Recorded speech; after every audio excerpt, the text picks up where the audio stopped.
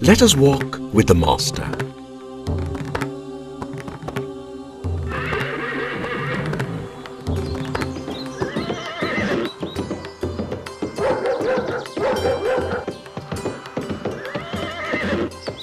Queen Maya Devi, the wife of the Sakya king Suddhodana, was travelling through the forest to her father's kingdom to give birth to her first child.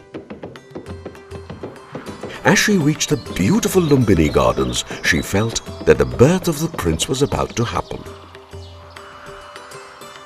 She took a bath in the Pushkarini tank and prepared herself for the birth of the child. Walking a short distance from the tank, Maya Devi grabbed hold of the branch of a tree and gave birth to the child. The child prince was to be named Siddhartha, who later became the Buddha.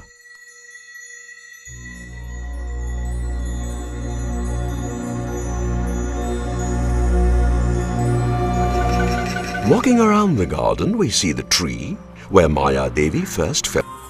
The child was given his first bath in the Pushkarini tank, and then the queen, with all her attendants, returned to Kapilavastu, the capital of the Sakya kingdom.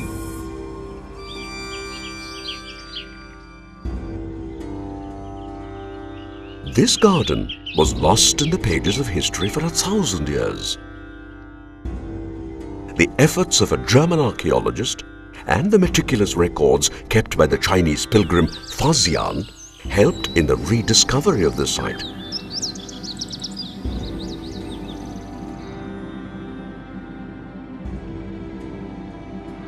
Excavating the site further, the archaeologist found the nativity statue. The statue showing the story of the birth of Siddhartha was made by artisans from Mathura in India and stands overlooking the spot of his birth.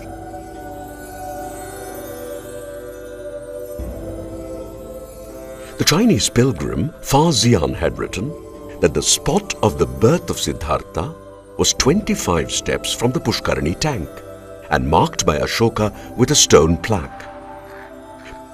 But the Maya Devi temple ruins covered the spot.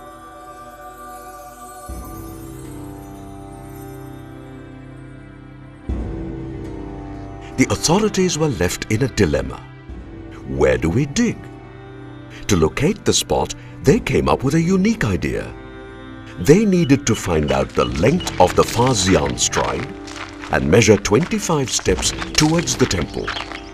They did just that, and digging several feet into the ground, the marker left by Ashoka was there.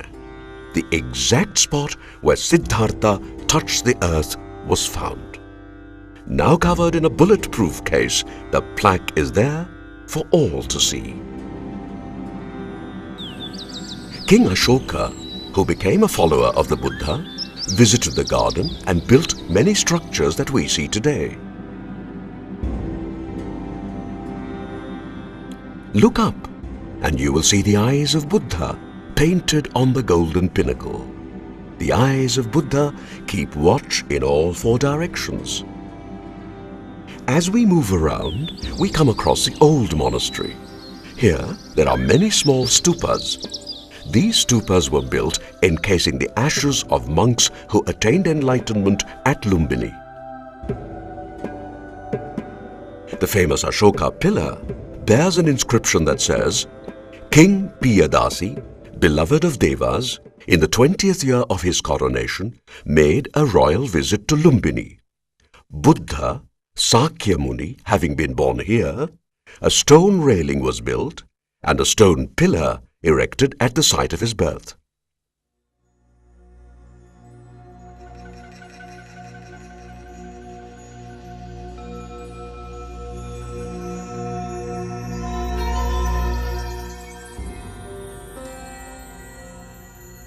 The child prince was taken to Kapilavastu, capital of the Sakya kingdom, and the child prince is named Siddhartha. The child's father, Suddhodana, is the Sakya king, chief of one of the many tribes of the Kosala kingdom. 7 days after the birth of Siddhartha, Queen Maya Devi, unable to recover from the childbirth, passed away.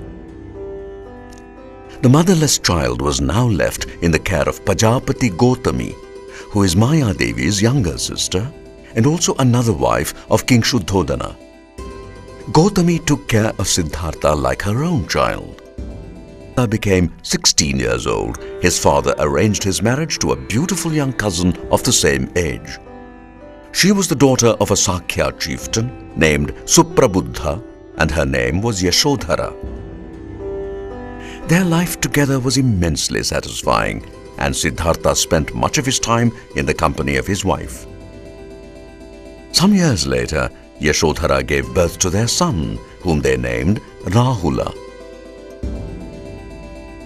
During the 29 years that Siddhartha spent as a prince in Kapilavastu, there was nothing that he lacked. His father ensured that Siddhartha had everything he wanted. And yet, there were dark moments when the young prince suffered the pain of uncertainty and despair. Siddhartha's despair was born of a spiritual restlessness coiled deep within him. Unknown to himself, the seed of a different future was growing. Though King Shuddhodana tried his best to shield his son from the pains and processes of ordinary life and kept him within the protection of luxury, soon enough, the inevitable happened. This time Siddhartha could not be consoled. He became very quiet and pondered how he could find a way of helping the world from the cycle of birth, growing old, and death. He explained that he was not against beautiful objects and music or dance. What worried him was that all this was temporary and he had lost interest in them. He wanted to find out what was a more permanent form of happiness and a way out of suffering. King Shuddhodana was totally distressed. He was now certain he would not be able to stop the inevitable. He was sure that his son would soon leave the palace to live a lonely life of a monk in search of the truth. He soon realized that his teachers lacked the true knowledge he required to achieve enlightenment. He decided to move on and continue his quest elsewhere. Moving away from Rajgir, Siddhartha travelled further and reached the forest near Uruvela on the banks of the Niranjana river. Here at Uruvela, Siddhartha met 5 monks who are also practicing austerities in search of the truth. Siddhartha joined up with these monks and continued his search. The 5 monks introduced Siddhartha to the practice of total mortification of the body. This path demanded that the seeker should keep all his senses in check and practice severe austerities. Siddhartha was impressed by the efforts of the 5 monks and entered the practice with great resolve. Being impressed by Siddhartha's efforts, the 5 monks soon began to look at Siddhartha as their master. Siddhartha kept increasing the intensity of the austerities. For 6 long years, he lived in the hollow of a boulder on top of the Pragbodhi hill. At the end of 6 years, Siddhartha was existing only on hemp grain for his sustenance.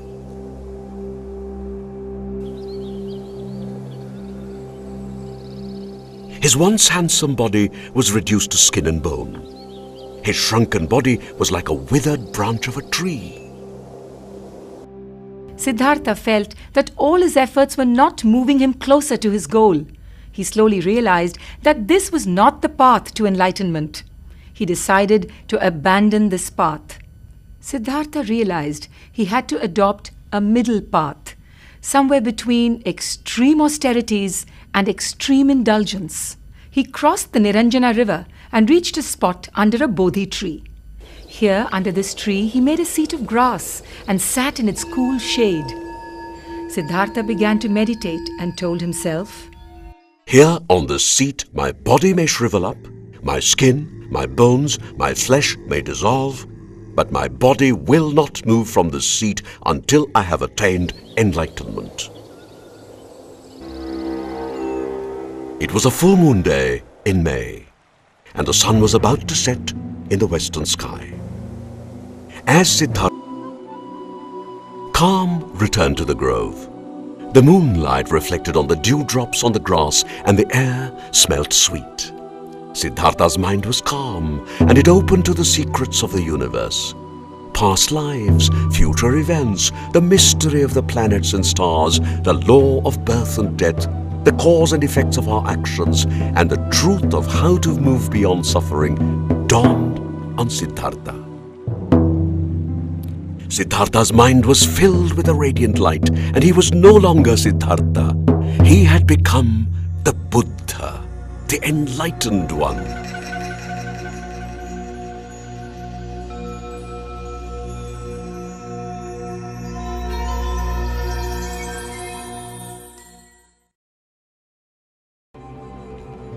For 7 days, Siddhartha continued to sit under the Bodhi tree. He meditated on his newfound knowledge. He experienced the happiness of freedom and peace.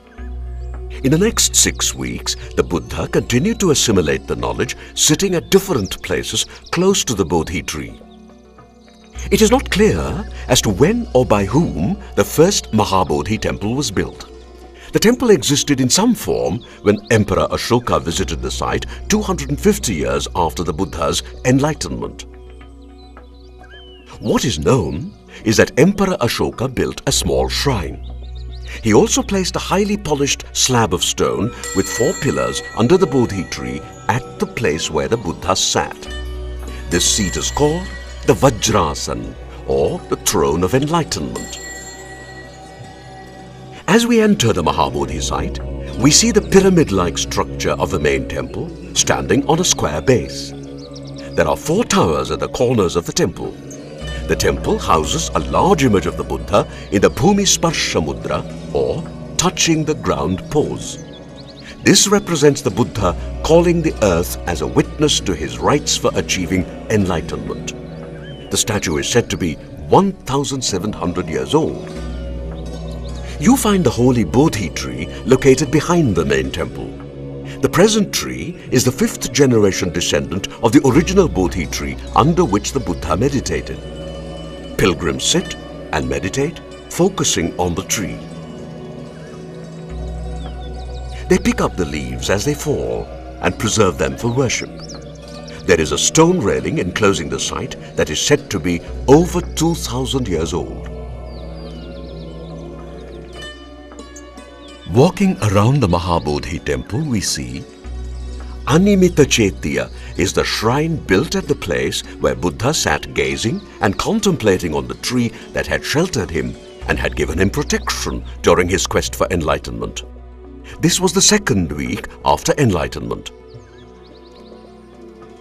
Ratna Chetya.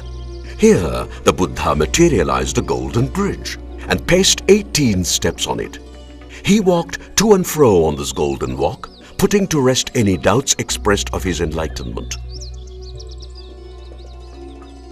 This walk is worshipped and decorated with flowers. This was the 3rd week after enlightenment.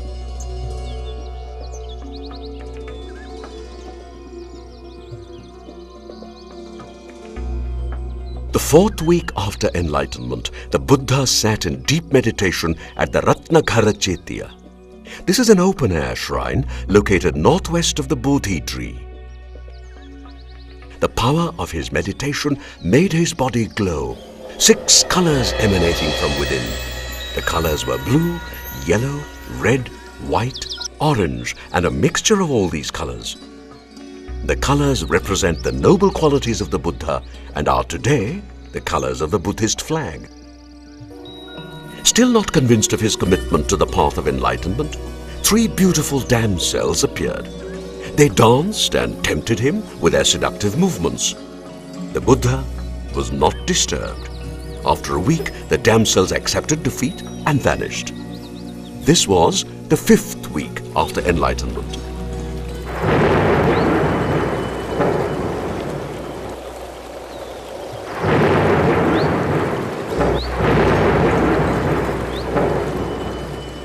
During the 6th week after enlightenment, there came a severe storm.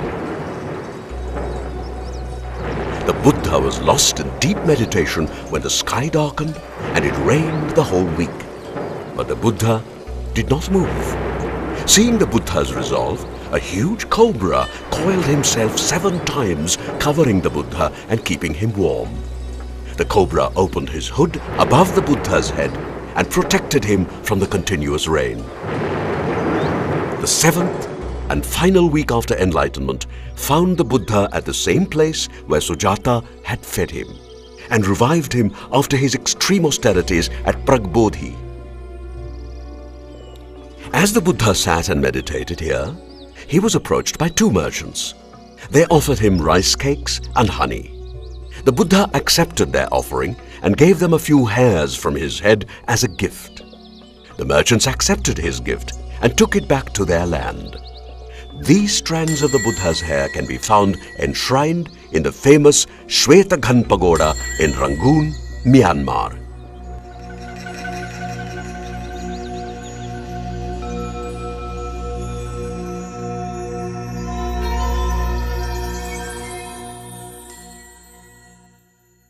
Finally, the Buddha was ready to teach. He decided he would first help the 5 monks he had met at Uruvela. They were now living and practicing austerities at Sarnath, the deer park. The Buddha proceeded to Sarnath. At Sarnath, the Buddha began his long journey as a teacher and a master. The 5 monks spotted the Buddha enter the park. But as he approached them, they realized that Siddhartha had achieved what they could not. Siddhartha was now the Buddha. They rose up and welcomed him. At the place of this meeting stands a stupa with what appears to be a monument erected on top at a later period. The 5 monks addressed the Buddha with respect and requested him to teach them the path to enlightenment. During the first night, the Buddha was silent. During the second night, the Buddha made a little conversation, and on the third, he began his first discourse. The place is marked by a large stupa. The Buddha assembled the 5 monks and began speaking. The discourse set into motion the Dhammacakkappavattana, or the wheel of the law. He spoke of the middle path, the 4 noble truths concerning the origin of suffering, the cause of suffering, the ending of suffering, and the 8-fold path that would lead to the ending of all suffering. The 5 monks became Buddha's first disciples. Sarnath is the origin of the famous Buddhist mantra.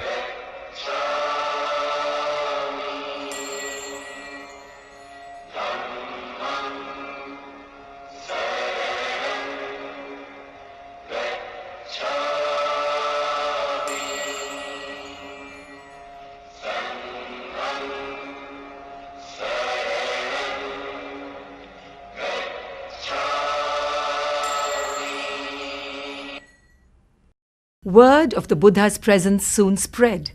54 disciples came and sat at the feet of the Master. They listened and they learned. After their initiation, these 54 were then sent to spread and teach the words of the Buddha. This was the starting of the Sangha, the holy order. At the big stupa, you can see hundreds of pilgrims praying and chanting. Walking around the stupa, softly chanting the Buddhist mantra, the devotees complete their pilgrimage to the site. The Buddha spent the next rainy season in Sarnath. Buddhism flourished in Sarnath with the support of the local rulers and wealthy merchants. The monastery at the deer park flourished and was active for over 1,500 years.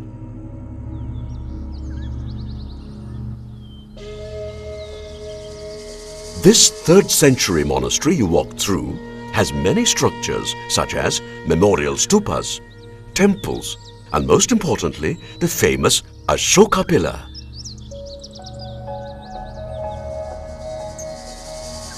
Why has this pillar gained importance? Walk to the nearby ASI Museum and you will see as you enter the highly polished and beautifully preserved lion top. Yes, it is the emblem of India and it came from Sarnath.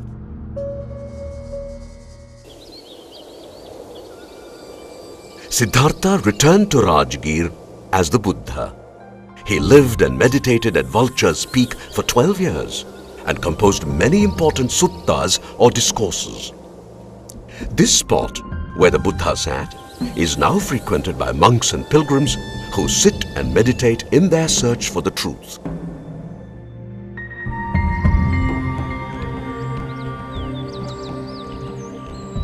Venuvana, the bamboo grove, became the Buddha's monastery at Rajgir.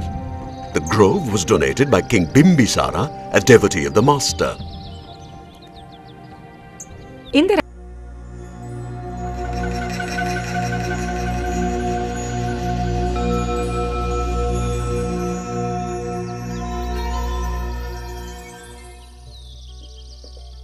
The garden for the monastery was acquired for the Buddha by a merchant who paid for it by paving it with golden coins.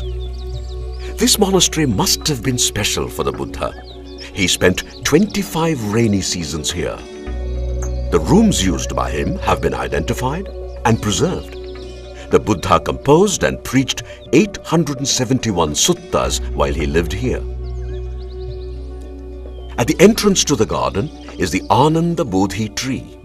Ananda, one of the closest disciples of the Buddha, is said to have planted the tree from a sapling taken from the Bodhi tree at Bodh Gaya. Ananda is said to have told the Buddha that the disciples could worship and give offerings to the tree when Buddha was away from the monastery. Buddha blessed the tree by sitting under it and meditating a full night. Today, many pilgrims continue to sit under the shade of the tree and meditate to feel the presence of the Master. Further inside the garden, we come across several ancient monasteries, temples and stupas. The most famous of them is the Jetavana monastery. The Buddha spent years in this monastery. From the writing of the Chinese traveler, we learn that the Jetavana during its heyday housed temples, meditation halls, monks' chambers, bathing places, a hospital, pleasantly shaded tanks, and a well-stocked library with reading rooms. Excavated in 1863 by General Cunningham, the ASI has created a garden that transforms the site to the peace and tranquility that must have characterized the monastery at the time of the Buddha.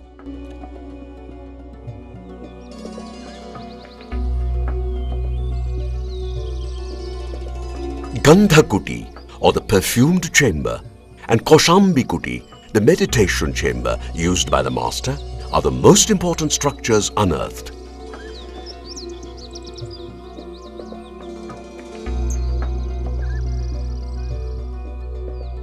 At many Buddhist sites, you will see this sculpture. It represents the great miracle known as Mahapratihariya, or the Great Illusion. In this miracle, the Buddha divided himself into multiple bodies, thereby creating an illusion in which every person present had his or her own Buddha to converse with. Shravasti is the only site at which the Buddha performed several miracles. He always told his disciples never to indulge in miracles but focus on their search for the truth. At Shravasti, the Buddha tamed the famous killer Angulimala, brought sight to the blind, taught the true concept of the Sangha, where compassion and care for each other is paramount, converted his foster mother Gautami as the first nun of the order, and many more important events of his life.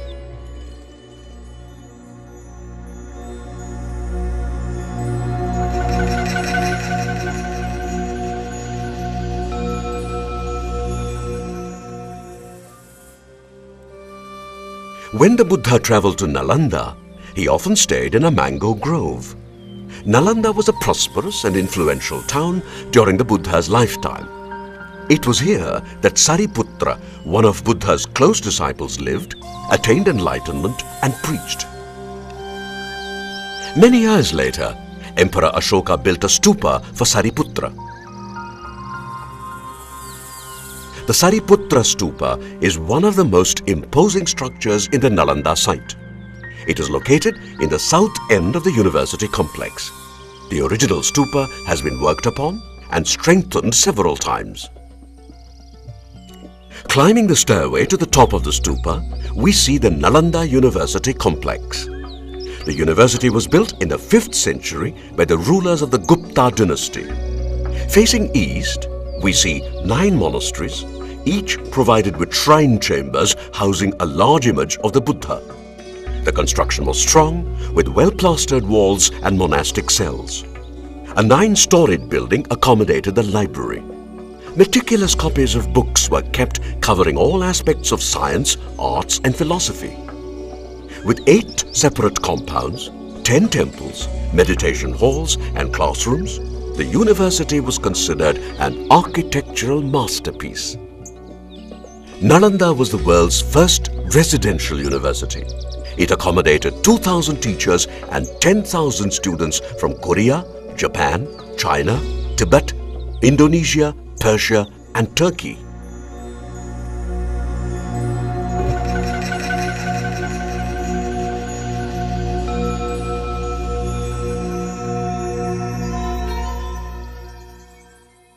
Five years after enlightenment, the Buddha visited Vaishali. At this time, Vaishali was a large and bustling city and the capital of the Licchavi kingdom. The reason for the Buddha's visit to this ancient town is an interesting story. Once the Licchavi's kingdom was faced with drought. Many of its inhabitants died and disease spread throughout the town. The king of the Licchavi's tribe was a close friend of King Bimbisara, a disciple of the Buddha. The Licchavi's king requested him to persuade the Buddha to visit Vaishali and help the people. When Buddha learnt of the request, he agreed and travelled with 500 monks to the city of Vaishali.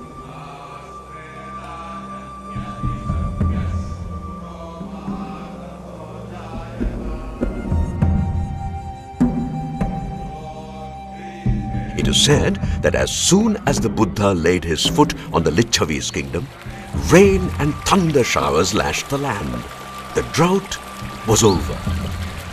Buddha then taught Ananda the Ratna Sutta and instructed him to recite the sutta inside the walls of the city of Vaishali. This rid the people of all disease and brought relief to the land. The Licchavis were very grateful, and many of them converted into the Buddhist faith. The site at Vaishali is silent and majestic. The large Ananda Stupa at the center houses the ashes of one of Buddha's closest disciples, Ananda, after he attained Nirvana.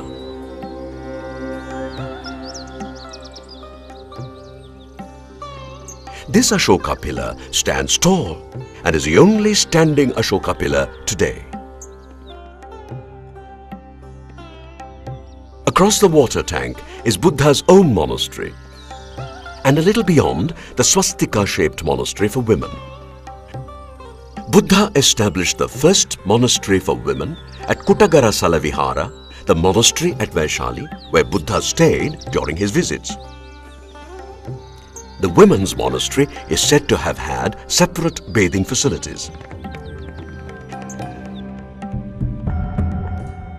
During Buddha's last visit to Vaishali, on his way to Kushinara, the Buddha called Ananda and told him 3 times that an enlightened soul can extend his life to any length.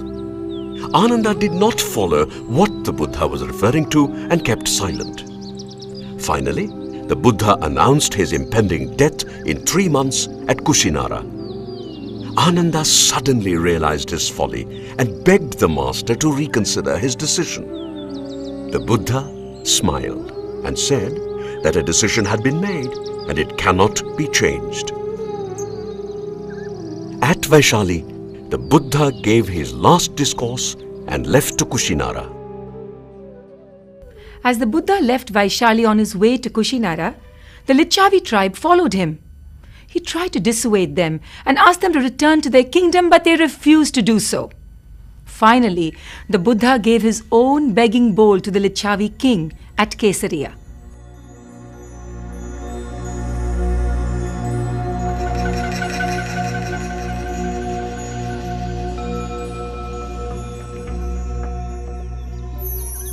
The Licchavi tribe have built a large stupa at this site.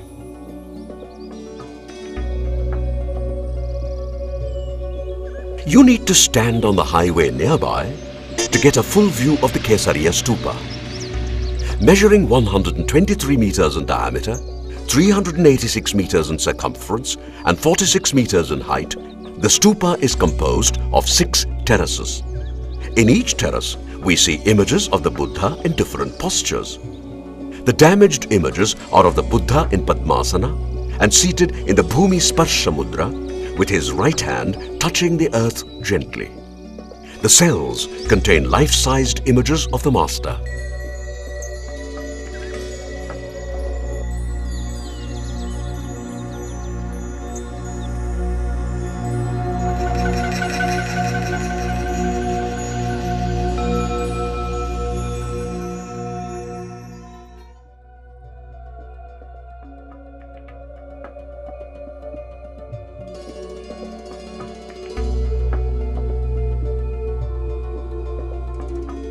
Three months later, the Buddha and his disciples reached the town of Kushinara, now known as Kushinagara.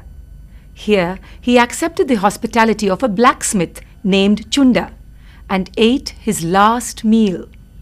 He then asked Ananda to inform the local Mallas of his impending death and requested them to visit him. Soon, the Buddha felt that time had come and went into the garden. He requested for a bed to be made in between 2 sal trees with his head facing north. He lay down on the bed and addressed his disciples for the last time. He told them the importance of devoting their life to the quest of finding true happiness. With this, he slowly turned to his right, placed his right hand under his head, closed his eyes, and peacefully attained Parinirvana.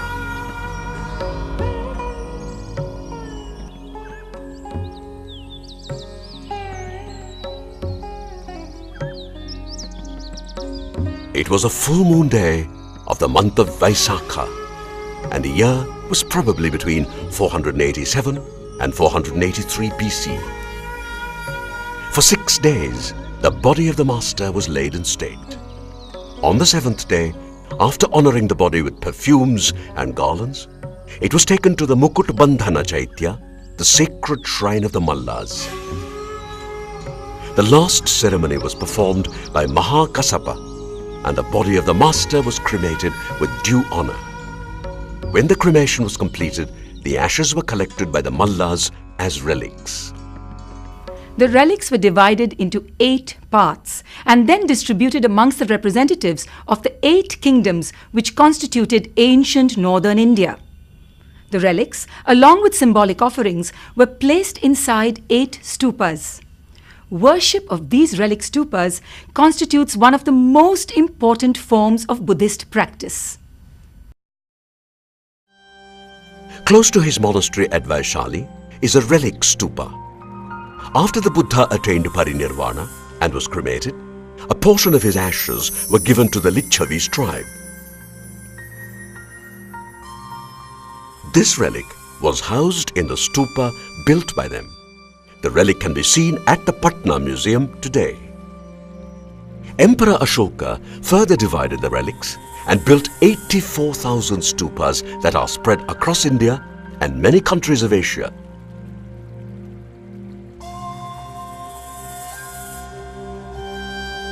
Some journeys begin with the mind, some begin with the body, and some others when the soul asks us to travel.